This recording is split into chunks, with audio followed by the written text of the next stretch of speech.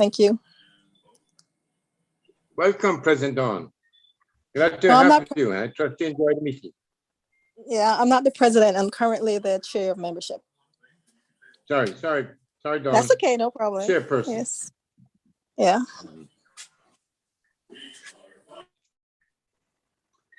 Any other visitors? If not, I'll hand back the microphone to President Paul. Paul, over to you. Yes, thank you very much, DLG Willie, for taking on that role at short notice. Well, I'm not doing that. There are no apologies for absence on my end. DLG Willie, Secretary, did you receive any? Yes, we have one apology from DLG Stan Dunwell. As you're probably aware, he's off the island spending Thanksgiving with his family abroad. Okay, thank you very much. At this time, we move to the recognition of birthdays and anniversaries to be done by our Vice President Newton. Over to you, VP Newton. Thank you, President Paul. Good night, everyone. Good night to you, Mr. Butler. Looking forward to an interesting evening. We have several persons celebrating birthdays and anniversaries this week. On the 24th, which is tomorrow, we have Lloyd Forbes, who celebrates tomorrow. We have the great director, Reverend Stottrell Lowe, who celebrates his birthday tomorrow. And I see a little name hooked up on this list also. It says VP Newton Ramdale, which with that name can only be me, who also celebrates tomorrow. And we have Yvette, who is the wife of VP Desmond Batchelor. She also celebrates tomorrow. On the 26th, we have Marjorie, who is the wife of PD Trevor Ford. And on the 28th, we have Kiwanian Colin Barnett and Colleen, who is the wife of Kiwanian Van Gawen White. They celebrate on the 28th. In terms of anniversaries, we have Director Warren McDonald and Joan celebrating their anniversary on the 27th of November. That's our set list for this week. But if there's anyone who is celebrating a birthday, anniversary, any special occasion, through President Paul, I would invite them to let us know about it now so we can celebrate with you. Anyone? Okay, I guess everybody anxious to hear Mr. Butler himself. So back to you, President Paul. Yes, thank you very much, VP Newton. Okay, moving along, we'll have our Q&A education. Secretary DLG Willie, good to have you back again with us to do Q&A education. Thank you, President Paul. This evening, we're going to look at another aspect of our club bylaws and policy. This one has to do with the board of directors, and this is based mainly for our new Kiwanian. Article 6. The club board of directors referred to in these bylaws consists of the president, immediate past president, president-elect, treasurer, secretary, vice president, and all directors and such positions as may be required by the laws of local jurisdiction.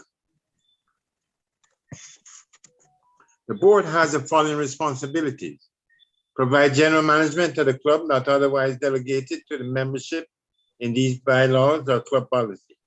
Assure the club complies with the applicable governmental rules and regulations. Determine the good standing status of members in accordance with club policy. Perform other duties as provided in these bylaws and club policy. Majority of the members of the entire board constitutes a quorum, and a majority vote of the board members present and voting is required for all business unless otherwise provided in these bylaws or club policy. The board will meet regularly at a designated place and time that it determines. The board may hold special meetings at the call of the president or a majority vote of the board, provided at least 48 hours Previous notice is given to board members of the date, time, place, and topics. Subject to laws of local jurisdiction, the board may meet and conduct business by any method that allows all participants to simultaneously communicate with each other or as otherwise allowed by law. Participation constitutes attendance. Normal board meeting rules apply. If any rules taken verbally are unclear, they should be taken by roll call. Finally, the board may take no action in conflict with an action of membership other than disciplinary members. An action that the board may be rescinded or amended by 2/3 vote of the club members present and voting, provided at least 14 days previous notice is given to the members. President Paul, that's our Kiwanis education for this evening. Thank you very much, Secretary DLG Willie. I'm trying, Mr. Butler, if you're on, could you identify yourself?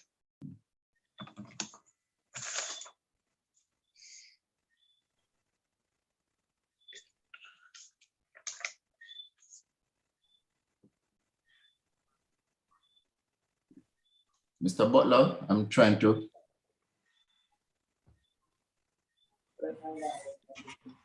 I'm not seeing him among participants here.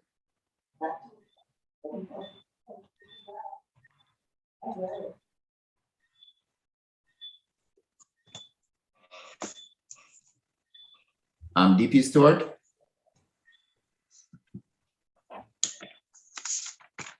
Yeah, I'm hearing you. I'm hearing you, President. Yes. I'm just not sure what's happening.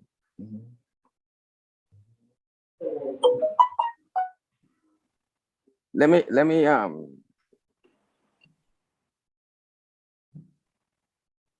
try again. Okay. Yes, President. In the meantime, sorry about that. I was on, but I was having technical challenges, so I had to change my device. Okay, then, P. Junior, that's understandable. But DLG really did a good job. I was hearing him in and out, but it wasn't coming through fully. Okay.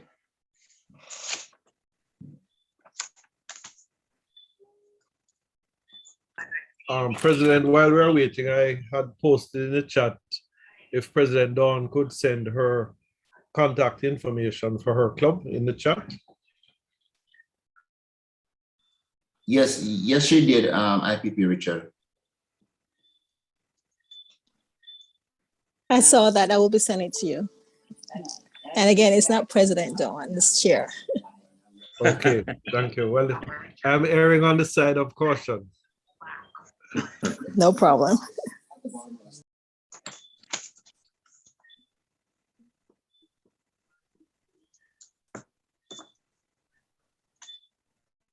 I'm not getting our guest. I'm trying to identify our guest speaker among the participants, but I'm not able to do so. DP Stewart? Yes, President Paul. Yes. I'm trying. As I said, I have a problem with my WhatsApp. Oh, let me use another vehicle. I can try something else. Just give me a second. But he has all the information, so I'm not sure why he's not on.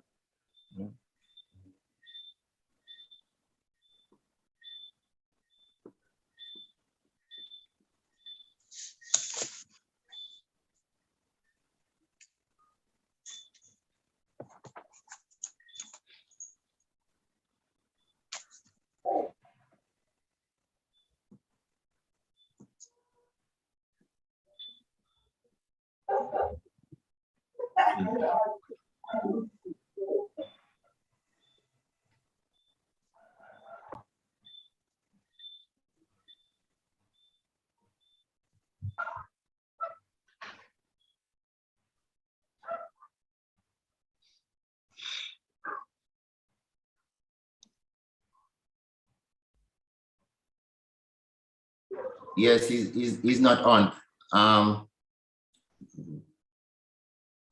You got him? No, I have not. Oh, but you confirm that he's not on. Yes, he's Well, not he on. would have responded. He would have responded to your last appeal. Absolutely. No telephone contact? Telephone not answering. But we are using WhatsApp as well. I'm just trying something else.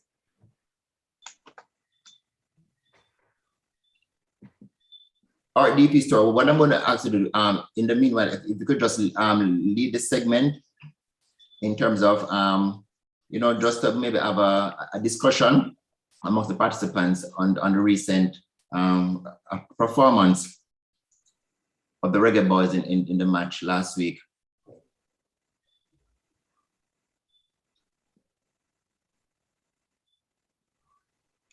Yes, we could do that. It's just, I'm just trying one last option.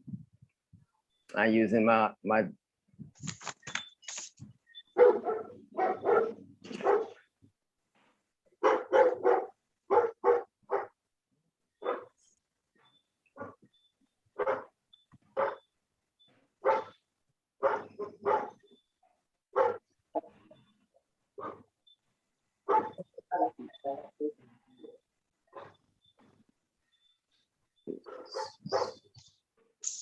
Open mic, please.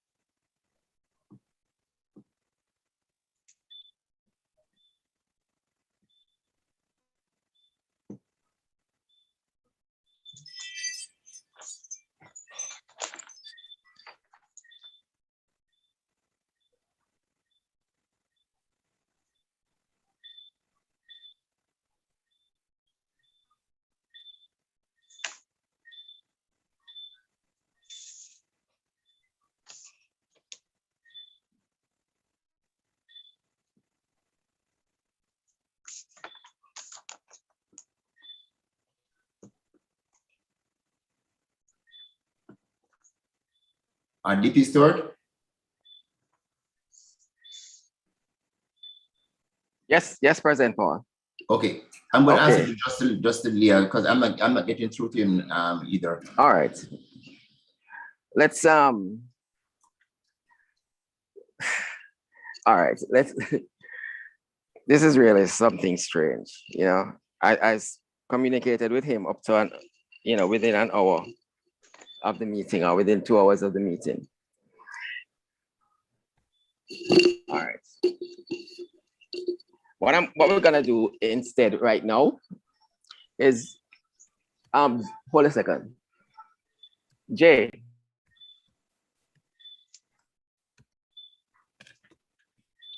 Yeah. Let's start by looking at the situation that the Reggae Boys is in right now. I think we have 7 points.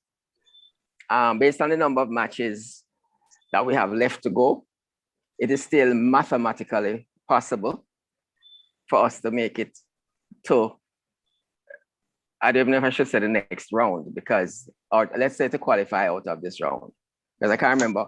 There are also options that if you have a 3rd place or a 4th place tie, you know, you can play off for that. So that is where we are. Our performance has not been very good. And questions have been asked as to whether the coach is the problem.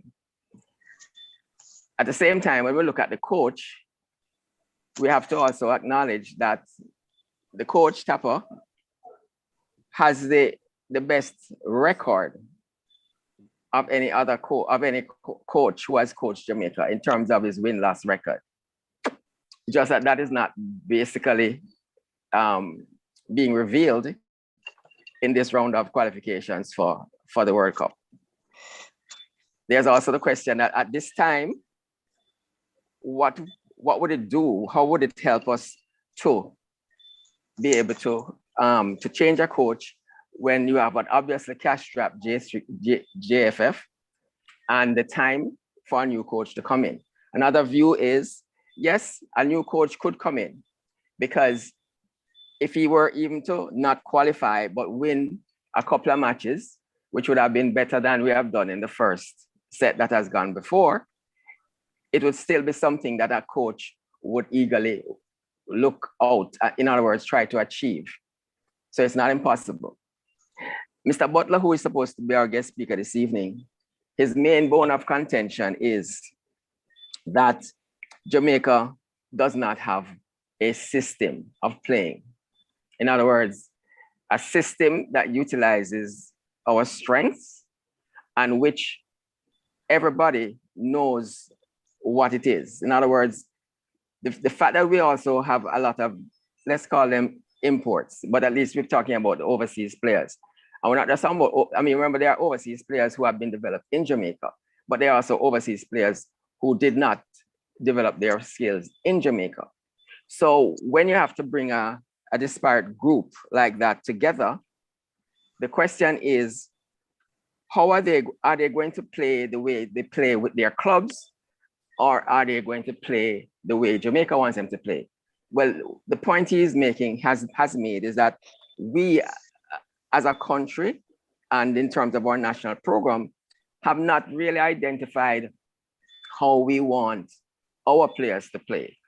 If we did that, if we had such a system, then when a player who was not born here or who was not accustomed to what we do here comes to join the group, at least they would have they would know immediately what is expected of them. So that has been his main beef. And he was obviously, he was obviously supposed to elaborate on that, as clearly that's not just the only problem. He also advocates that we should be playing a 4-3-3 formation. 2 wingers, 1 center, and a better midfield, rather than playing 4-2-4, where we are weak in the middle. And that is also one of the problems that Jamaica has. I think it is generally agreed that we have good players. This is a good crop of players, individually, if we could say that. So it's not that we have poor quality at hand. We have good quality. But why is it that this good quality is not showing up on the field? The pandemic has also been a factor, because at one stage, some of our players who would have probably been preferred were not here because of the pandemic, in terms of the travel requirements and going back in and so on and so on. However, let's say that issue has now passed. Question now is, what can Jamaica do? We basically have to win basically all of our remaining matches, of which that is not a very good thing. That is not an expected thing. I just throw one thing about the last match. I think there's a lot of controversy. There was a lot of controversy about it, in the sense that it was played last week, Tuesday, when we were having our meeting. So I wasn't able to watch it closely, although it started a little earlier than our meeting. But there's been a lot of dialogue on US television about a goal that was disallowed by the referee, and a number of other things that even those persons, non-Jamaicans, are saying Jamaica got, let's say, shafted. All right, at this point, I think I've set a stage, and I'm gonna invite persons to come in. You don't have to be an expert, please remember, you don't have to be an expert. You just have to have an interest. And you can ask a question, or you can put forward a point of view. That's what we'd like you to do. So the floor is now open. EP Stewart. Yes. Yeah, DLG late McKnight. Well, DLG, yeah, we have a little situation, but you're a good person to come in. Go ahead, DLG. Let's hear you. Yeah, so I hear the analysis. Not sure I'm agreeing all of it. I think Jamaica's main problem with that is that we had a late start in our preparation. If you look at all the other teams, like I did the research. Every other team had at least 15, 16 matches going into the World Cup qualifier. Jamaica had about 9, and some of them weren't even properly organized like the one in Japan. So essentially, we were short. The other thing that also affected us is lack of the home support. The last match we had was the first we're having anybody in the stadium to support the team, right? When we went to the US, we lost 2-0 and we lost to a full stadium to the United States. When we lost to Panama, we went and we lost to an empty Jamaican stadium, and there were other factors. The fact of the matter is that I don't think the results, football, part of it is luck. The most horrible result we had was the one against Panama, the 3-0. The other results, as far as I'm concerned, are decent results. We lost 2-0 to the US, which we never used to win the US anyway. We lost 1-0 to Mexico in Mexico, which were unfortunate not to have held on for a draw. We have never, ever gotten more than 1 point in Mexico in a qualifying. That was the only ever time. We went to Costa Rica and we got a point, which we have never done before. We went to El Salvador, we got 3, not El Salvador, we went to Honduras and we got 3 points, which has never happened before. I've never gotten 3 points in Central America, ever. We drew again with El Salvador and we have never done better than drawing with them. All right? The match against US last week was a decent match. The team is coming into its own now. I think we are 4 points short. People like Mikel Antonio never played for Jamaica until the match against Panama. So it was late. So the team is gelling. They never had a bad match. The goal that was scored by Lua was a legitimate goal. Everybody saw it, that there was no foul. We had a penalty that we could have had, but that's football. So all in all, I don't think the team, they are coming to their own maybe 2 or 3 matches too late. And as I said, with a little bit of luck, if we had 4 more points, we'd have been right there in the money. In terms of the local players versus homegrown and overseas, I don't buy that argument ever. I mean, as long as you're capable, you should be playing for Jamaica. Jamaica does not have the economy to develop world-class footballers, not where I'm. Once a footballer is worth his salt, he's gonna play overseas, because that's where he's gonna earn. As a matter of fact, in Brazil, it's similar. 90% of Brazil starters don't play in Brazil. They play in Europe, that's where they're going to make money. So when we went to France, it was a different scenario. We had an homegrown, home-based team. But once Jamaica got on the map, the players were going to leave. So all in all, I really think that it's improbable for us to go through. As you know, 3 teams go through, and the 4th-team playoffs with a South American team to go to the World Cup. Still possible, not probable for me. But for me, the main issue, the big problem was inadequate preparation. That's my 2 cents, EP. Okay, I don't think anybody can argue about the inadequate preparation. I mean, I think that is definitely a point. One thing I want to say about the overseas, though, I'm not sure who was arguing again. At least I didn't put forward a situation against the overseas players. The point I was making, though, is that when you want to bring overseas players into the team, the question of how they are going to play, it's easier if you are able to tell them. Now, I'm not sure what is happening between the coach and the players, but what I'm saying is that what we're seeing is that there's some question marks. In other words, as to what formation we should be using to get the best results based on the quality of the players that we have. But we certainly need the overseas players. And I do agree that once they work this out, they should be able to fit in, and they probably would have if we had more match practice. Who else would like to throw in something? Before you run, my final point on that, as I said, the question is, Jamaica has gone to the Gold Cup finals and semi-finals in the last the last three. And we had a situation where we had overseas players, local players. We had a camp in South America, and the team did very well, right? So it's a question of playing together for a period of time. The other thing I want to say is that when you look at the team, US came here last week, leaders in CONCACAF, and we gave them a run for their money. So it's not that we're playing that bad football, right? We have been gradually coming into our own. And I think last week we had a decent match against US, the top team right now, if you ask me, in the region. So it cannot be as bad as people are making out to be, right? We are just late. Yeah. Thanks, LG. Okay, who else would like to comment? Remember, you don't have to be an expert, but you can put in your 2 cents. I see Samuel from Kingston College Key Club. Okay.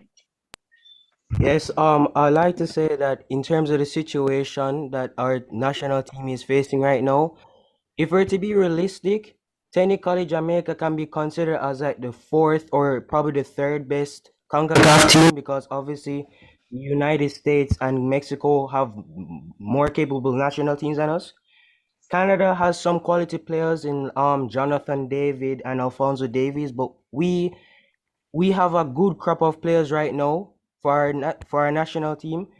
And I feel like one criticism I could say about Whitmore is that we're not really capitalizing on the talent that we have. But we can't just blame Whitmore alone, because if we're to watch these games, we see that the players are missing crucial chances, right? And an example outside of the World Cup qualifiers is when we played the United States in the Gold Cup, which we ultimately lost to. We could have won that game by just bearing our just putting the ball at the back of the net, but we failed to do that. And it happened in cases like this in the World Cup qualifiers. So I feel like we do need probably like new tactics. Whitmore probably needs to put in better tactics. But with foreign players, I feel like with the foreign players and the local players, it can work. All it just takes is a goal for everyone, which is basically for Jamaica to qualify. Other national teams have local and overseas players, and they're working like oil machines. Teams like in Africa, like Algeria and Morocco, they're one of the best teams in the continent. And this can also apply to Jamaica once they have the common goal, which is to qualify and to capitalize on the talent that we have. Like everyone, like I'm guilty of blaming Whitmore only. But when I watch these games, I'm seeing that the players are missing chances, and obviously, if you miss your chances, you're gonna get punished. So I feel like we just need to have more hope and more faith in the team, and to ensure that the players recognize their mistakes, so that when they come into the remaining matches, they're able to execute properly. Thank you for those comments. Very good comments. Who else would like to contribute?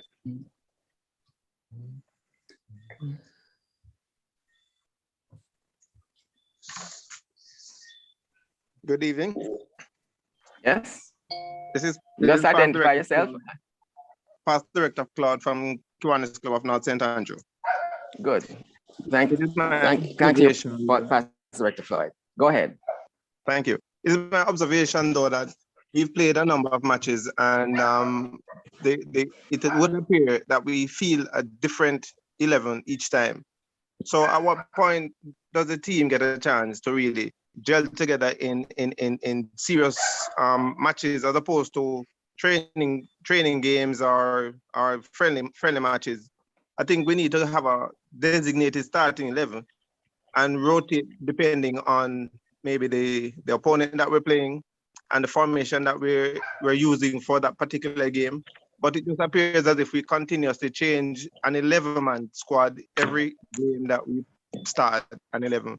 So there's no consistency in the starting 11. So there's that synergy that is missing, and there's also the killer instinct in front of goal that is also missing. I would like to encourage you, though, that to make your points, but without the hyperbole.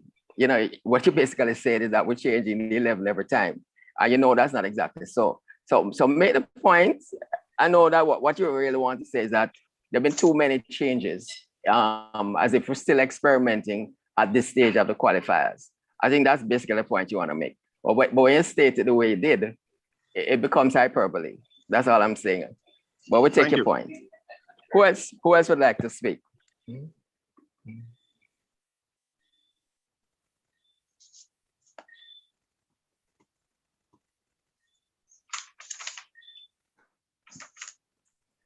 All right, looking ahead, Canada is a formidable, opposition. And it's not like they're almost, how should I put it? They're not necessarily using indigenous Canadians.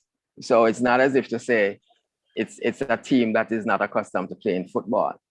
They have good players. So that's gonna be a tough one. I want somebody to probably venture into the area of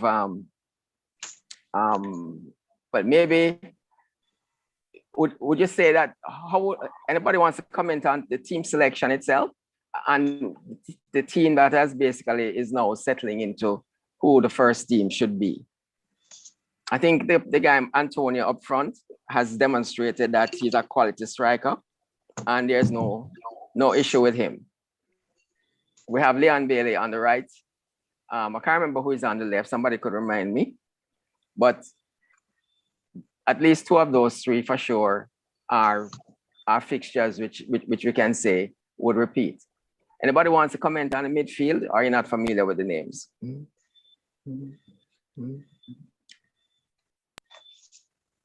I feel like we need more creativity in the midfield. Like go play people like Tariq McGee and Ravel Morrison, because they're two players who are able to win a game. You know, they're both creative players.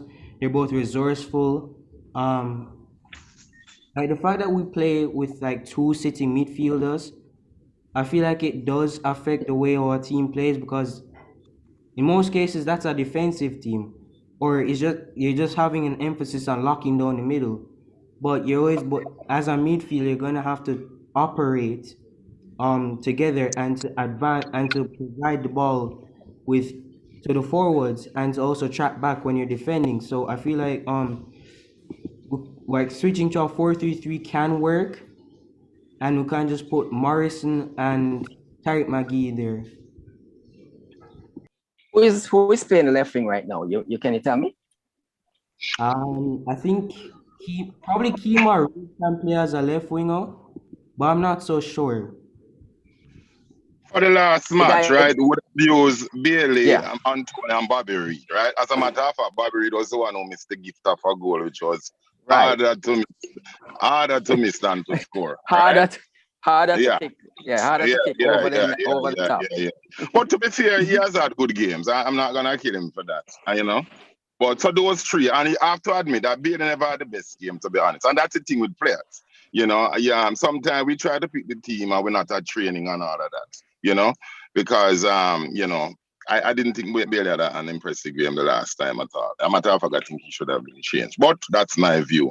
I mean, at the back, well, our keeper Andre Blake is a fixture. Damian Lowe is a fixture. Kemar Lawrence is a fixture a while now. Leon Moore is coming in, and you know, I guess he can hold his own. The coach keep using Javon Watson. I'm a look a question mark, because I think Javon is 38 years old. And I honestly don't think he has, you know, we can't give him 90 minutes of football. I'd maybe use him maybe for the last 20.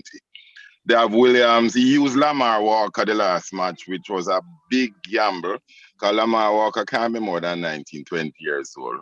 And it was his first big international.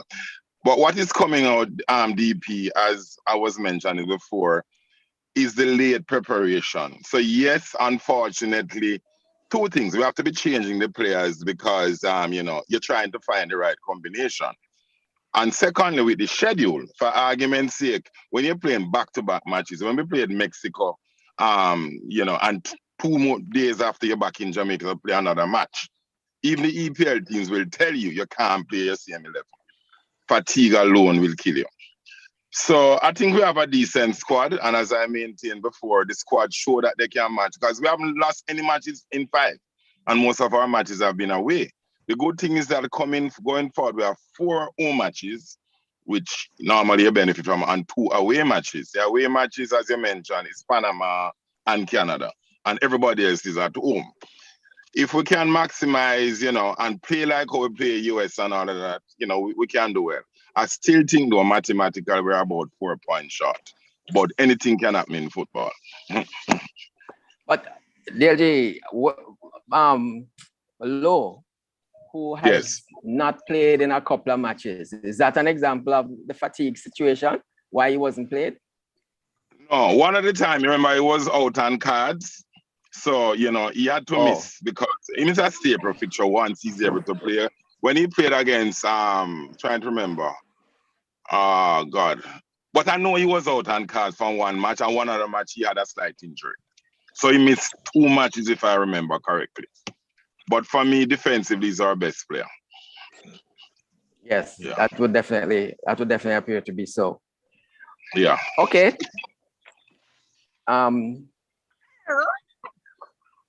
Yes, I hear a voice. Not to worry. No, it was from mine. Don't worry about it, Pres. Oh, okay. Oh, I said to me. All right. No problem. Okay. No problem. Okay. Come on now. We're all interested in football, and whether you're a wagonist or you're a real, full-time supporter, it doesn't matter. Everybody is entitled to a view. So we want to hear. Yes, I'm here. Yes, you. Hey, LG elect. Yeah, man. Yes. Fine. I wanted to take a different perspective, and I wanted to talk about the level of support that the team has gotten from the private sector, and whether or not that isn't a very important factor from the point of view of resourcing the team. And it is my view that one of the problems we have is that the private sector only jumps on the bandwagon when the team is doing well. And they don't seem to realize that if they jump on earlier, this might in fact contribute to the team doing well. So I wanted to put that on the table for others to comment on. Well, I generally, my general view would support that. But on the other hand, do you think that could be the fault of the JFF? I mean, just asking, just putting that out there. Well, some persons have said that the lack of support is because the private sector has no confidence in the management and other capabilities of the JFF. But I would think that football is maybe the #1 sport in the world, and it represents an opportunity for promotion for a number of our private sector companies. So if I were a private sector company and I had no confidence in the JFF, there are things that they can do behind the scenes to make sure that changes take place. Yes, definitely. In fact, one of the things that I was prepared to do the introduction this evening, but I'll mention one point that Craig Butler had said, is that when in the lead up to the 1998 campaign, while he was at Toshiba, was initiated the Adopt a Player program by adopting Peter Cargill and encouraging other corporate entities to do likewise. And I don't think we have anything like that going on now. And that would certainly have been another way of putting money into the program. Although I think that was more designed to help the players who themselves were not really earning anything. Now, most of our players are to some degree professional footballers. So maybe that would not be the program that would actually need right now. But certainly the JFF is the one that needs funds. And if we had more funds, that would probably have been able to allow us to play more matches in the lead up. So money does, money is really always part of the problem and part of the solution. Who else would like to come in? Just one question. Is JFF spending wisely? I can't comment more than ask the question. Yeah, well, it's hard for us on the outside, you know, to actually have an informed opinion. So I don't know if I would want to. We would be speculating, and it's probably not worth it. So I don't know how. I think we'd have to just leave that one alone. Well, like in cricket, some shots leave alone. Okay. Yeah. Because also that could also extend to not even just the immediate campaign, but what you do years ago, what you have done years ago is also would also affect us now.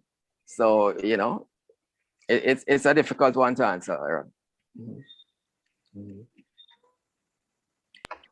What about the ladies? I haven't heard a voice of a lady. I know ladies like football. Or did I don't, yeah, correct. Maybe one did comment, but I'm not sure. But I think we haven't heard from the ladies. I'd love to hear from the ladies.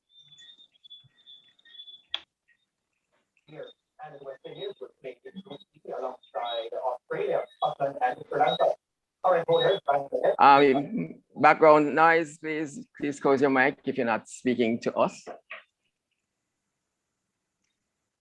I don't see any.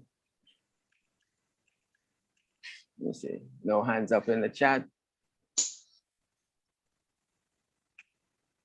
Okay. All right. Let me see. Where?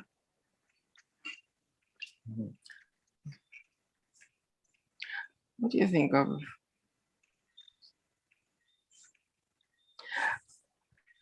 DP Stuart. Let me just say what I was gonna say before. Thank you, Hugh, but let me just get this up because I was just trying to.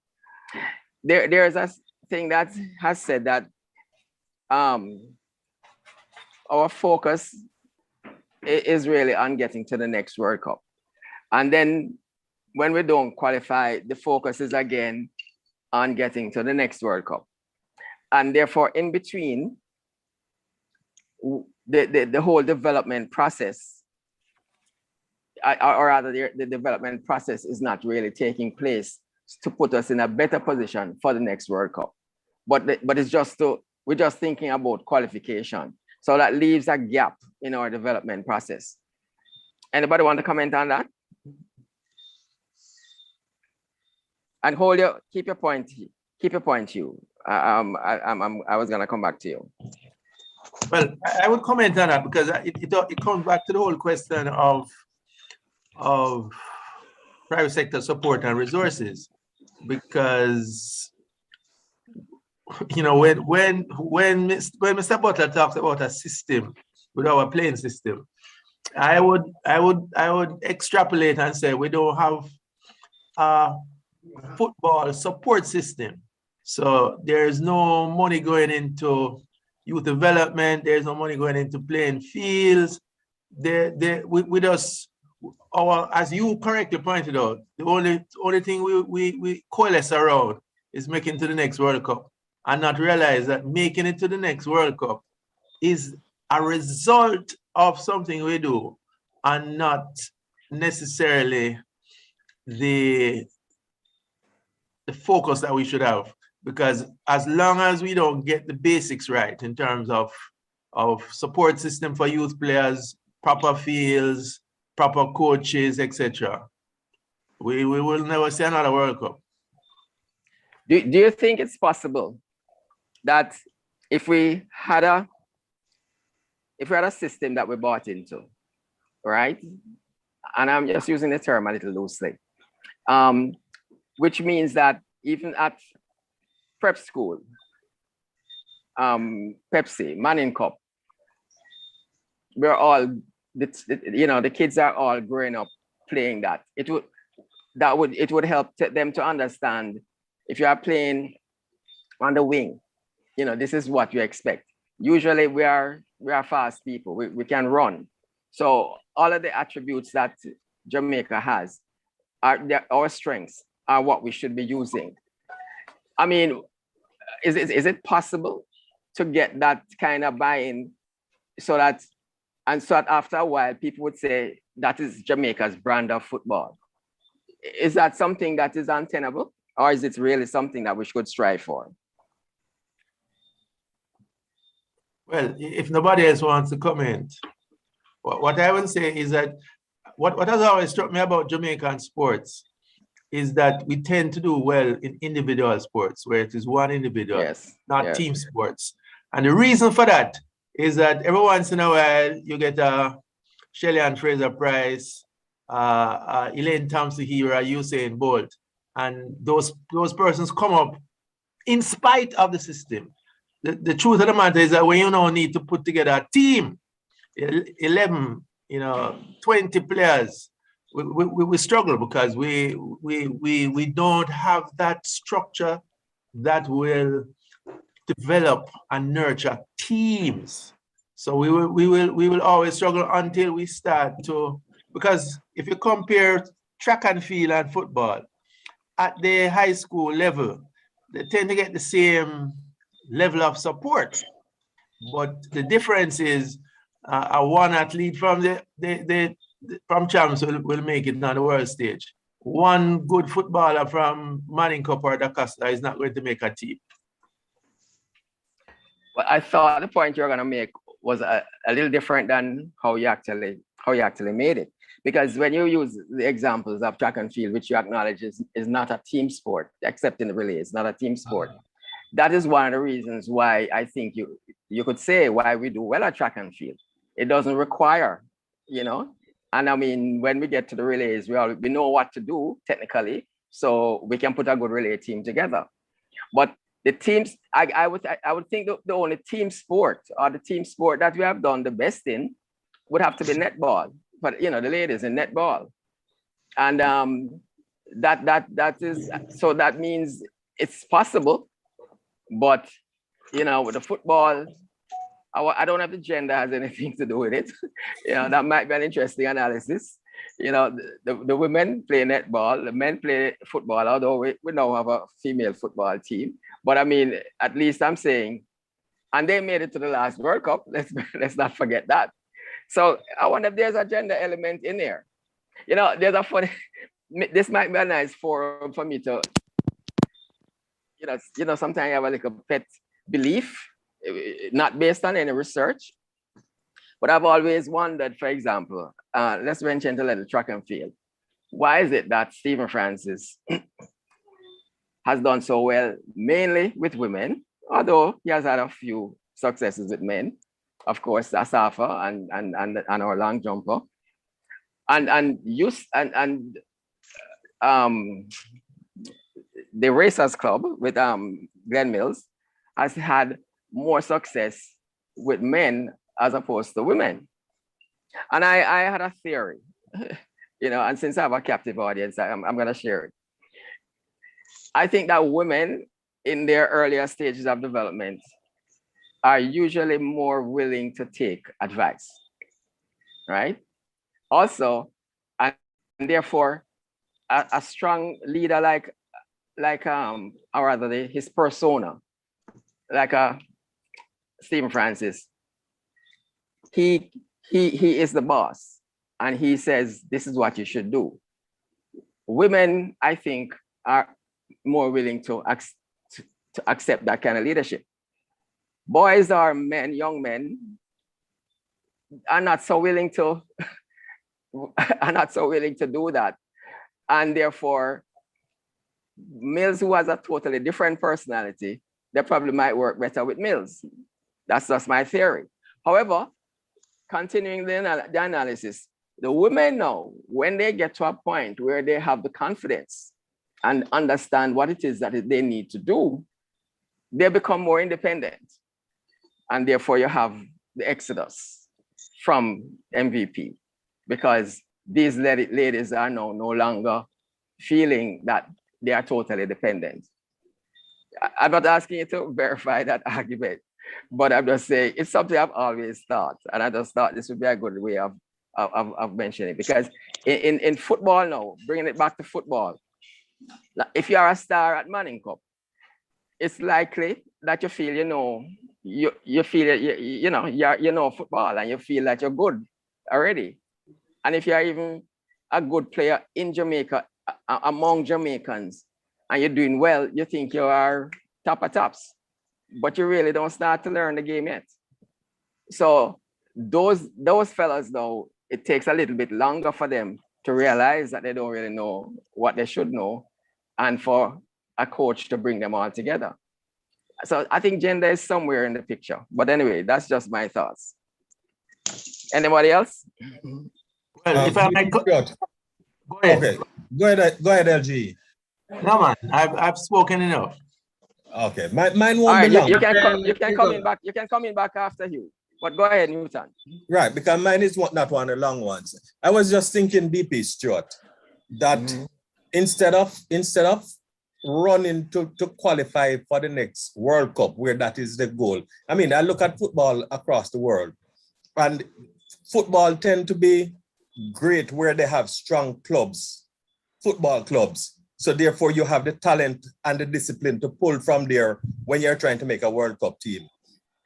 And I'm wondering if what we should be concentrating on to build that pool of players who have not only the talent, but the discipline, is to elevate club level football in Jamaica to that level where when you're a footballer, you're not just a guy who kicking ball. You're somebody. You drive the nice car. You live in the nice house, because to be a part of the successful club, people will see it on you, and from there, it will generate that pool of players with the discipline and the experience and all of that, where you can easily pick a World Cup team that will go out there and execute some sort of plan. That's my question. All right. Well, let me tell you how I would look at that. You must remember that the way the situation, the worldwide situation for football is, if you have a good player in Jamaica who is very good, he will most likely get an overseas contract. That is what has been happening, and I think it will continue. Whether it's MLS or further overseas, it's gonna happen. And therefore, I don't think we will ever, in other words, as soon as they get really good, somebody will be able to say, I want that person, they'll be recruited. So we're always, I think, gonna be left with the second best in Jamaica, because it's almost like saying, you're not good enough yet to get a contract, that's why you're still here. And therefore, that affects the ability of the clubs financially, and plus the league. I mean, the prize money for the league, the money, the clubs are basically being run by people who just love sport, love football, and therefore they're undercapitalized. So money isn't going into the club. So a lot would have to change for what you are saying to become a reality. I mean, I thought when Harborview, which was probably one of the first clubs to have made a sale, when they did that with Ricardo Gardner, and we heard the figure of £1 million or something that the club got. We thought it was going to be something that would happen more often. I'm sure maybe a few have, but the academies seem to have been the way to go, because and the strategy. And let me bring back in what Butler has done, because I had to do some. He gave me some points obviously for his introduction.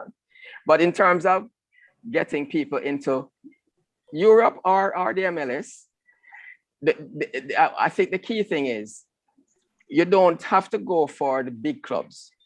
You go for the smaller clubs in the smaller leagues, but at least you're getting playing time. I remember even hearing Leon Bailey saying that he's quite comfortable with where, in his progress. And when people were talking about him going to some of the bigger clubs, he was saying what he wants is playing time. So it don't make sense you go to the biggest club and then you're spending part of your time or a lot of your time on the bench. So you do it in stages. You go to some of the smaller European clubs, even some of the smaller countries that where they're not necessarily known as powerhouses, but they have proper structure, and you can get a chance to learn how to be a professional footballer. And I think that's a strategy that, Craig Butler's academy has used to get probably about 11 or 12 players into various leagues in Europe. And I think it seems to be paying off. So anybody else wants to expand? And Hugh, come back in. You're going to make a point before you can still make it. Yeah, I wanted to comment on your theory because I agree with you. I think the ladies are more comfortable with the Stephen Francis authoritarian approach, and the men are more comfortable with the paternalistic approach. However, what I think, so I agree with that. Where I might differ from you is that the exodus, I'm not sure that the exodus is driven because they are falling out of love with the authoritarian approach. I think it is driven purely by money. So when Shelley and Elaine reach the stage now where they're drawing in big bucks, the cut that the club's MVP gets, they start to object because 20% of $100 don't look like a lot of money, but 20% of $1 million looks like a lot of money. And they say, boy, no, they do their own value analysis. I say, no, this is too much value for so that is what I think is happening. Well, I think you have a point there, and that's something that has occurred to me. But I also think that it's quite possible that the two examples you drew left for different reasons. I don't think the reasons are the same. Partly because of what I may have heard, but also because of I just think that circumstances are different. I would think though that if you there should be some element of loyalty, even though you have to look for your future and your pension and so on by maximizing what you can earn. So in either case, I don't criticize any of them for making the moves that they have done. They must know why, and they obviously, if it's in their own self-interest, I certainly don't criticize any of them. But I'm sure that is a factor in some decisions, and also another factor. There may be other factors for some of the others. DP Stewart. Yes. Junior. Yeah, man. I agree with you as well in terms of the difference between the female sport people as against the male. But one of the points I think also we should consider is that most of the male sports are really well organized and have been around for a long time. So we are playing catch up as it is in the male sports. Most of the female sports are newer, and we are very talented. So we tend to be more comparable with in cricket, for example, where women cricket never play for a long time. Football as well, since we're dealing with football. So we tend to be more on par with those females around the world because the sports is not as organized as the male sports, and not as these developed countries have much more resources to spend in it, so they can do, and they have been playing it much longer than we are, so they can do much better in the male sports, whereas in the female sports, it's not as developed and as organized, so we tend to compare better in the female aspect of the sports. I would counter that to a certain extent with netball, because in New Zealand and Australia, they are very well developed and they have good leagues, and some of our girls go over there and play. Yes. And then, so which might be one reason why Australia and New Zealand tend to rotate the number 1 and number 2 position, But still, I appreciate the essential point that you're making. I think the newness is probably something, because in female cricket, in women's cricket, it's not like one team has 40, 50 years playing the game and the other one has 5 years. So I thought that was which is I think the point you're also making. And I certainly accept that. So there's less disparity in terms of the experience and the exposure. So it's easier to for us to be on an equal footing in those situations. So I think that's the point you're making, and I appreciate the point. Yes. Anybody else? DP Stewart? Yes. Samuel Mesa has had his hand up for some time. Oh, okay. Please interrupt and tell me, because I wasn't always watching the chat. Go ahead, Samuel. I was saying that in the chat, someone named Shauna McLeod mentioned a great point, and I think it's something that you guys also mentioned. She said that Jamaica more promote an individualist culture which spills over in sports, and I completely agree with that, because you see how in track and field, obviously these are individual events, and you're gonna have to focus on you and yourself.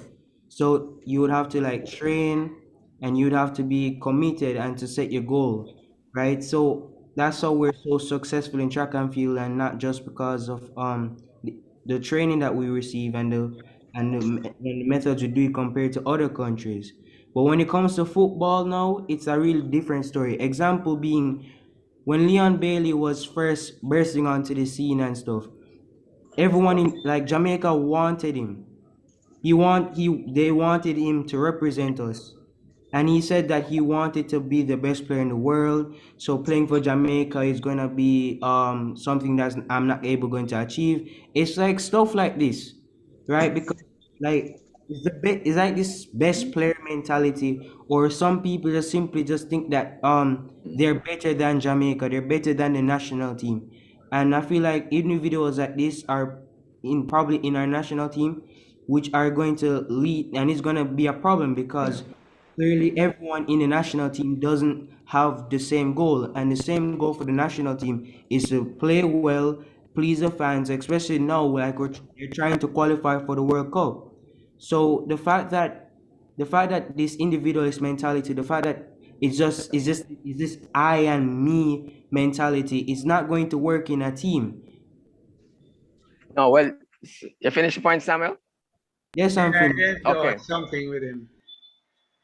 Okay, you wanna comment? Go ahead, and then I'll come in after. Right. What Samuel was saying is one thing that is the exact opposite for Kiwanis, because we have learned the acronym for years. I don't know if it always works, but it has been TEAM. Together, each achieves more. There is no I in team. I don't know if you can spread that to the footballers, but Schaefer did say, I was reading it about this morning, I think, he said that they need more coach attention. The players need more coach attention. You need more well-trained coaches, and they will then improve honing their skills. They will improve on the skills that they are honing, and will be attracted abroad and get more exposure. I think that I'm one of those who believe that if you don't have enough of the team getting exposure, your own limited environment will be a hindrance. But there is more on that. That's all I can say right now. DP. Yes. Go ahead. Me listening to now? Junior. Yes, go ahead, Junior. Go ahead. And I keep referring to cricket sometimes because I've not been watching much of the football at this time, but I'm making the point. Anyhow, there's no doubt that Jamaica are very talented players, right? But I think where we fall short really, I mean, I was saying that sports, like everything else, is more than just talent now. It's much more than talent. It's not, you know, you can play good. I remember, I'll give you an example, for example. And I'm going to give you in cricket, although we're talking about football. I remember one day I was at Kingston Club and I was watching both Mario Ventura and Jimmy Adams. They were batting together in training. And I said to somebody, look at these two players. Which one of them you would say really play for West Indies? And there was no doubt, if nobody know them, once you look out there, you say Mario Ventura is a better batsman. But it's like football as well. I mean, Jamaica have some very skillful people. When you look at them, and I watch a Jamaican juggle the ball and do all these kind of things, I mean, it's amazing them, well, what I would call talent to do these things. But when you put them all together, which I think is where the coaches come in and so on, it's a totally different ball game. Because you can play well, you can juggle the ball, you can pop a man, you can do this, and you can do that, and you have skill, what we call skill. You salad a man and all that. When I look at the Englishmen them playing, for example, and I tell you, I hear you guys talking about watching Italian football and French football and so on and so forth. I still believe that the best football I ever watched is the English league. I still believe that. Because when I am not an avid football player, but when I see the team playing, I understand it much more. When you look and you see the forward coming down, you can see 4 forward coming down straight across the line most times. When I watch our Jamaican playing football, when I'm playing as a team, and I see a little of that in the Brazilian football and so on. I mean, anywhere the ball is, everybody's there. And that is something I'm saying is something in our football. All right, we're gonna have to, yes, Joey, yes, are you aware yes. of it? The time? Yes, I was gonna say a comment on that. Yeah, Let me just respond to this. I need to respond to the last of the things, and then we can wrap. The whole point about there's nothing wrong with individuals having their own ambitions. Right. That is not why they don't play like a team. Why they don't play like a team, that's a responsibility of leadership. And the leadership comes from the coach and the administration and the system that is put in place that involves that. So I'm not gonna put it on the players. The players want to be the best that they can be. You think Ronaldo wants to be the best. Messi wants to when they think he is the one who is the best. Doesn't mean he can't play for Barcelona or now he's playing for PSG. It doesn't mean that he's not a team. So there's a structure that helps to create a team.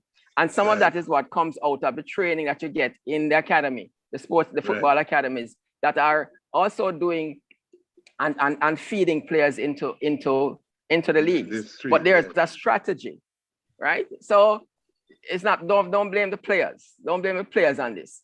It is the coaches. That's what I was saying. It's leadership. This is leadership. Anyway, gentlemen, I think we have had a good discussion. Granted, it wasn't how we planned it, but I think we have still had a good discussion. So, President Paul, over to you. Yes, thank you very much, DP Stewart, for filling in. Of course, we did very well. Of course, I want to thank the participants as well for making this segment engaging. 10 more minutes.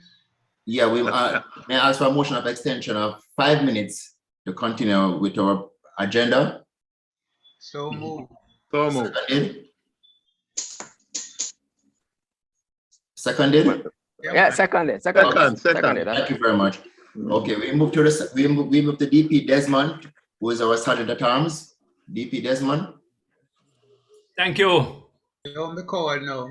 Thank you, President. Yes. All right. How do I find persons tonight? Just a blanket fine. DLC Willie, how have we been progressing with our collections? $300 per member. Very little, if any. All right, we have to work on that a little bit more. Thank you, DLZ. All right, this tonight it's about a preacher and his horse. A preacher trained his horse to go when he said, "Thank God," and to stop when he said, "Amen." The preacher mounted the horse and said, "Thank God," and went for a ride. When he wanted to stop for lunch, he said, "Amen." The horse, he took off again, saying, "Thank God." And there the horse started going towards the edge of a cliff. The preacher got frightened and said all sorts of things. "Whoa, hold on, stop." Held on to the rein. But none of them worked. He then remembered and said, "Amen." And the horse. No, sir. Thank God. No, said, that "Thank don't God." come in yet. No, that don't come in yet. He then remembered and said, "Amen." Don't interrupt. And the horse stopped at the edge of the cliff. The preacher was so relieved and grateful that he looked up to the heavens and said, Thank God. "Thank God." You. End of preach. End of the preacher and end of my little bit. You and Willie go to the same barber. Seems so. We should. Yes, thank you very much, DP Desmond. You're welcome, Prez. Yes. DLG Willie, any notices and announcements and interclubbing opportunities? I see we have one in the chat here.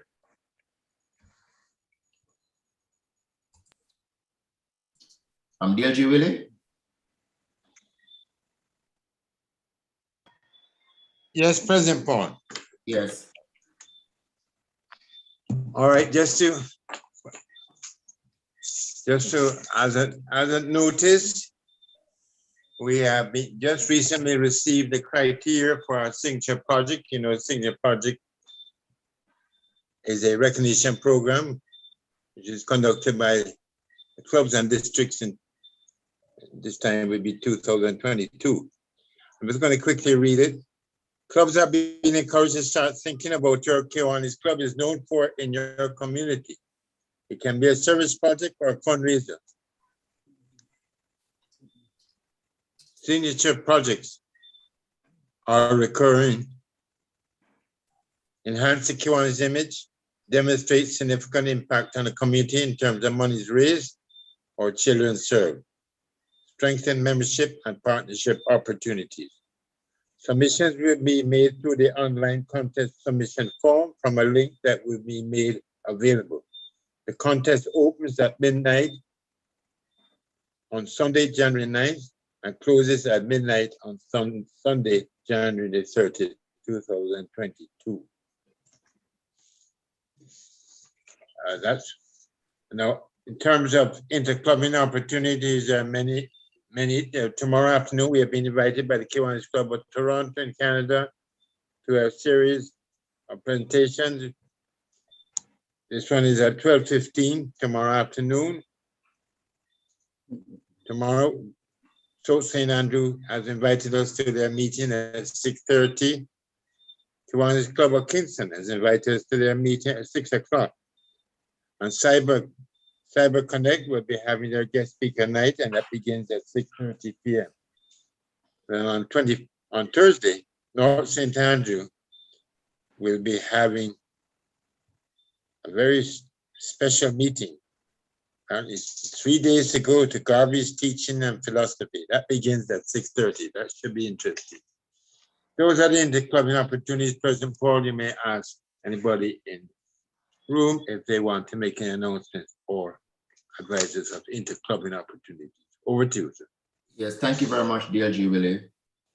Does anyone on the platform wishes to make any announcement? Or all has been said by our secretary? Or You're not seeing me, sir?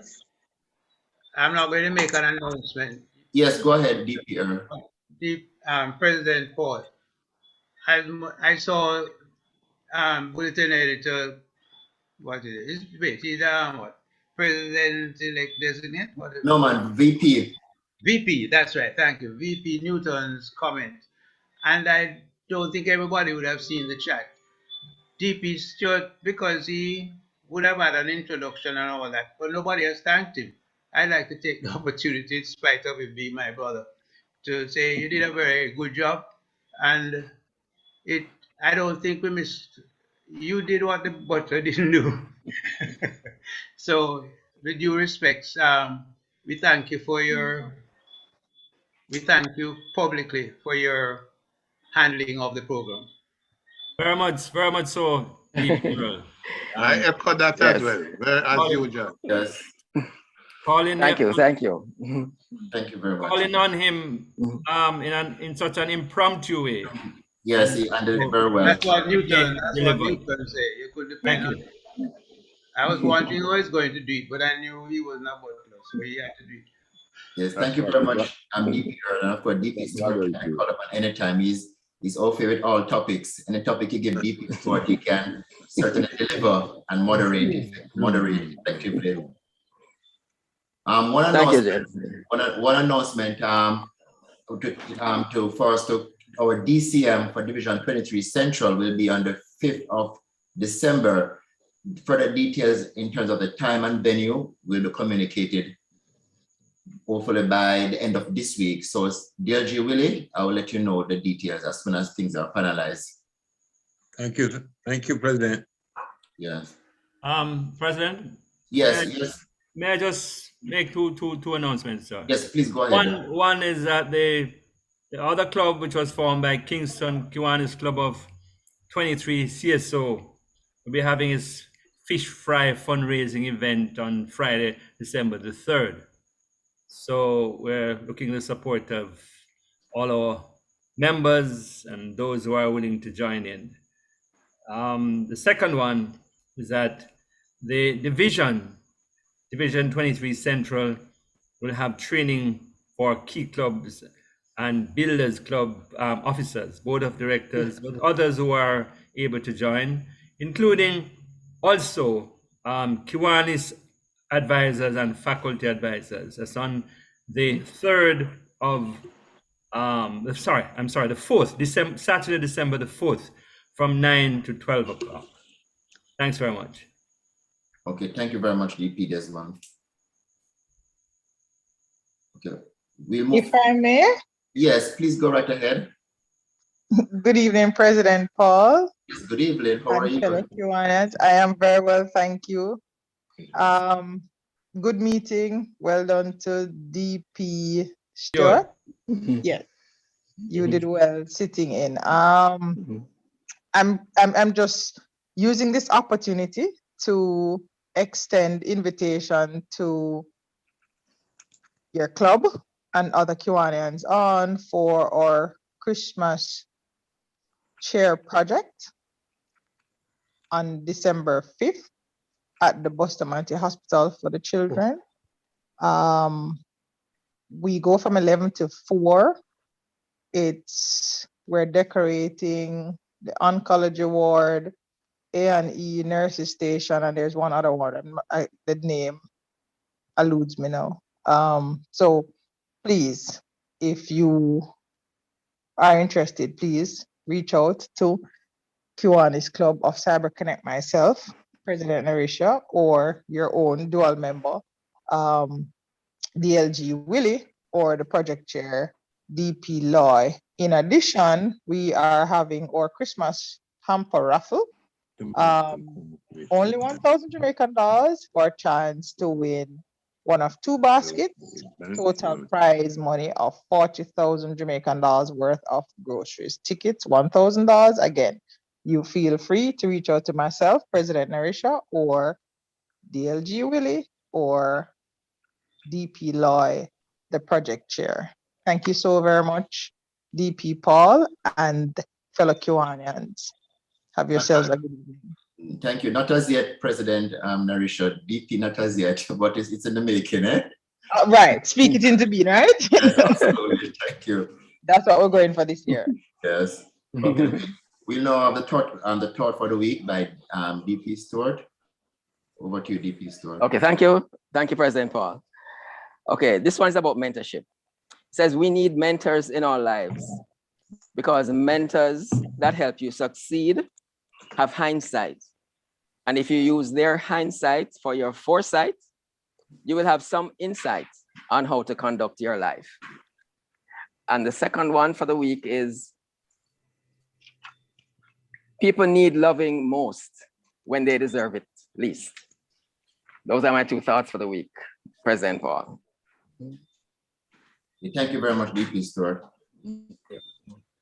Okay, we're at this time, we're going to raise our glasses, imaginary or glass to a toast to Kiwanis International and to Jamaica land we love. This meeting of the Kiwanis Club of Kingston is